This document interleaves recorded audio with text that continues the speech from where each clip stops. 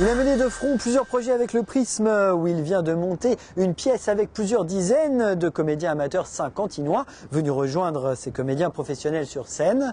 Il est auteur associé au Théâtre du Rond-Point à Paris, mais il est aussi metteur en scène et comédien. Il nous parle aujourd'hui de sa résidence fructueuse qu'il mène avec le Prisme et qui se poursuit la saison prochaine. Voici Pierre Notte dans le kiosque. La résidence se poursuit, la saison s'achève, mais la résidence ne s'achève pas du tout, puisque cette année on a donc fait les présentations de Sortir de sa mère de la chair des tristes culs qu'on a présenté ici en création. On a l'atelier avec le chien du roi aux cheveux rouges, un atelier avec les 7 mars, des ateliers des classes Pâques auxquels on est très attaché. Et puis ce soir, c'est pas véritablement une représentation, c'est une étape de travail. Cette étape de travail précède la création de Kalachnikov au 13 Vents à Montpellier, Centre dramatique national, et au Théâtre du Rond-Point à Paris. C'est une écriture complètement dingue, très trash, très gore, très sanglante de Stéphane Guérin, qui est un jeune auteur de 40 ans. C'est une pièce extrêmement violente qui oppose une sorte de vomi fulminant du monde contemporain, du monde des marques, du monde de la télévision, du monde de l'information, torturé dans tous les sens et obscénisé par tous les écrans, et à la fois une visite extrêmement audacieuse et virulente du mythe antique, parmi les premiers, le fait divers originel, le meurtre du père par Oedipe, le meurtre de Laïos, et le suicide de la mère, Jocaste. Les hommes sont des chiens et mon fils n'en est pas un. Votre fils, chère madame, est un loup, et de ceux qui font regretter les chiens. Tu étais bien contente de le trouver quand il t'a sorti de ton trou, ma cochonne. Ah, c'est du vôtre qu'il est sorti, et plutôt mal embouché. Sansu couleuvre, je vais t'arracher ta langue de serpent et te faire bouffer ton venin de vipère. Ah, s'il en est bien sorti d'ailleurs. En est-il seulement sorti? Car il est resté là, coincé à jamais entre vos deux cuisses. C'est un travail dont on avait parlé l'an dernier, puisqu'on avait rassemblé une équipe d'une 50aine d'amateurs, habitants de la région, amateurs de théâtre, ou bien simplement des spectateurs qui souhaitaient faire l'expérience du plateau. C'est une épopée dingue, écrite pour 99 personnages, là, dont s'emparent 50 acteurs, mais chacun joue 3, 4, 5, voire 10 rôles. Et je broie dans leur bol à mes pauvres gamins des hosties, en leur faisant croire que c'est ça le summum des cornflakes américains. On n'y a jamais cru, hein? On les mange pour ne pas lui faire de peine. Ils se donnent tant de mal pour nous faire tant de plaisir. C'est un projet impossible, complètement dingue, terriblement prétentieux et ambitieux. Et puis c'est un groupe qui s'est formé ici sur le grand plateau du Prisme, formidablement soudé. En plus, des gens ont traversé des choses extrêmement douloureuses, pénibles, difficiles.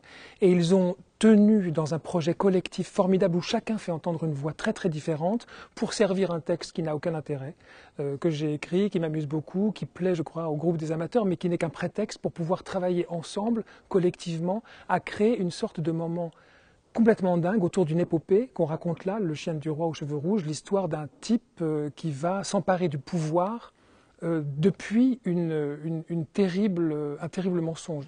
Tous, ils me regardaient de haut, comme on observe sa crotte avec dégoût et dédain quand elle flotte encore et résiste à la force centrifuge et aspirante de la chasse d'eau. Tu as bien résisté à la force centrifuge et aspirante de la chasse d'eau, mon amour. Et la crotte finit toujours par céder et disparaître. Tandis que toi, mon chéri, mon prodige, tu es là, bien accroché, collé à la paroi. C'est la grandeur et la décadence d'un monstre de pouvoir. En fait, je suis très attaché à la pièce, mais les amateurs la portent. Ils sont quand même 45 sur le plateau, à porter chacun 10 personnages, à jouer tous tout le temps. Ils sont tous présents sur le grand plateau du début à la fin de la pièce qui va durer à peu près 2 heures. C'est une épopée, c'est très rapide, c'est très vif. Je ne l'ai jamais vu comme ça. Toujours si calme, si doux et effacé. Tant et si bien que quand il était là, parfois on se demandait encore où il était. Il était juste là, à se faire si petit qu'on ne le voyait pas. Et le voilà, si droit, si grand, si fort, et qui bouffe le premier conseiller de son fils. En partie, seulement quelques parties. Le voilà, mes yeux se brouillent et mes dents tremblent. Sa silhouette déjà le précède, comme une ombre d'effroi et de silence qui sur nous s'abat. La vache! Je sens en moi que tout se broie, se brouille, se liquéfie. Et voilà. Ça devait arriver, j'ai une petite diarrhée d'angoisse. Ça permet à chacun de faire l'expérience du plateau, à chacun de faire l'expérience du théâtre, d'appréhender mieux cet espace aussi, qui appartient quand même absolument à tout le monde. C'est bien le théâtre de service public dont il est question. Et là, pour le coup, on travaille ensemble sur des questionnements qui nous touchent tous. La question du pouvoir, la question de la séduction, la question du mensonge, c'est bien de ça dont il est question. Et là, à 50 personnes sur le plateau s'emparent de ces questions-là. Le théâtre du Rond-Point est très très présent à Élancourt, au Prisme, qui est une sorte de théâtre du rond-point de la deuxième couronne, comme le dit Sabine Cossin, je pense que c'est exactement ça. Moi, je suis auteur associé au théâtre du rond-point, je suis très présent à Élancourt, au Prisme, à Saint-Quentin, autour de projets qu'on veut mener avec des lycéens, avec les classes PAC, avec les classes, avec les 7 mars, avec des groupes d'amateurs, dont la Coudative, avec des stages de formation qu'on va organiser ici. Ça va mal finir. Oh, les cacahuètes pour vous récompenser, le bâton pour vous punir de rester assis. Mais c'est vous qui avez dit assis. Maintenant, faudrait savoir. Moi, je mange pas de cacahuètes, mais j'aime bien les chips. Et voilà, c'est foutu. Toi, tiens, prends ça. Oh et là, levez-vous. Ça fait mal. Non mais ça va pas. Debout, tout le monde. C'est un travail de chaque jour qu'on mène avec Dominique Benaïm, avec Sabine Cossin au Prisme. Et puis il y a évidemment le travail de création qui est très important. L'année prochaine, on présentera Perdu dans Stockholm, qui est une pièce que j'ai écrite pour 3 femmes, Sylvie Laguna, Chloé Oliveres, non, c'est pas du tout Chloé Oliveres, Sylvie Laguna, Juliette Coulon et Brice Hilleret, qui est un homme. Voilà, c'est une pièce pour 3 femmes, dont une est un homme, qu'on présentera la saison prochaine ici au Prisme. Et ensuite au Théâtre du Rond-Point. Un nouveau sujet de la rédaction.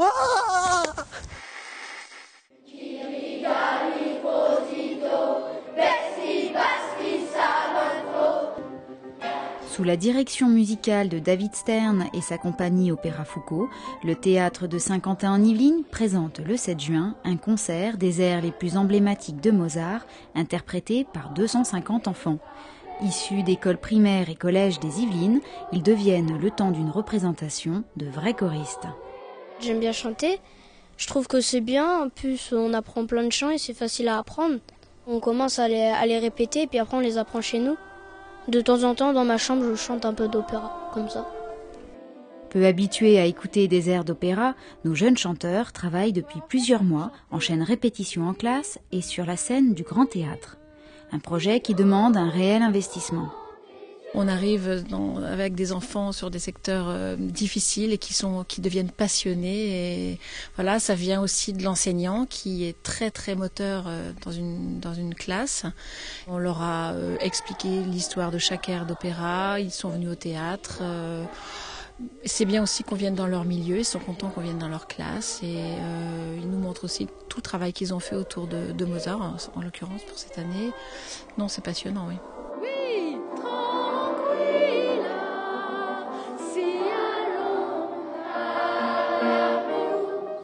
Les enfants sont motivés, ça fédère le groupe, ils deviennent beaucoup plus concentrés, ils sont attentifs, attentifs aux moindres petites remarques, donc ça, en classe, pour les apprentissages, ça apporte beaucoup.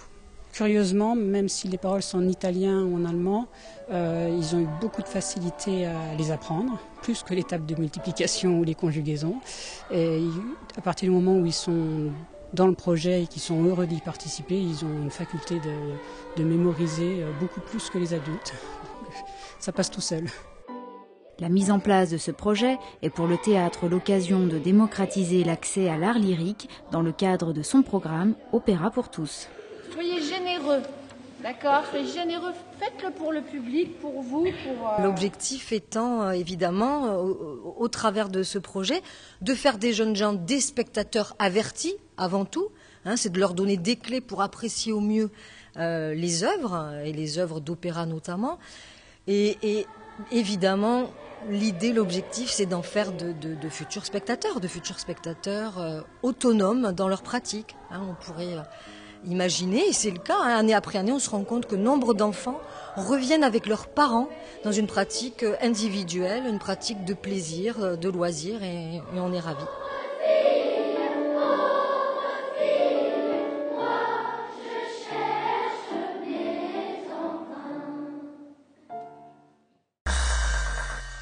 Et encore quelques dates à retenir avant de mettre de la wax sur votre planche de surf. Le 14 juin, vous pourrez applaudir l'immense compositeur Frank Krosik, accompagné d'un chœur de Saint-Quentinois, dans le spectacle Le Choix des chœurs au théâtre de Saint-Quentin en Yvelines, tandis que les blaireaux de Ravel seront en concert avec le spectacle jeune public Tôt ou tard, le 20 juin à la Meurise à Trappes.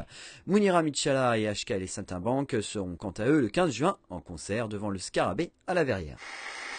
Des dates que vous pouvez retrouver ainsi que l'ensemble de la programmation culturelle des salles saint-quentinoises dans le kiosque sur internet aux adresses qui s'affichent. Alors à bientôt, bon spectacle et n'oubliez pas que tous les mardis sur le www.kiosque.ski.fr vous pouvez gagner des places de spectacle.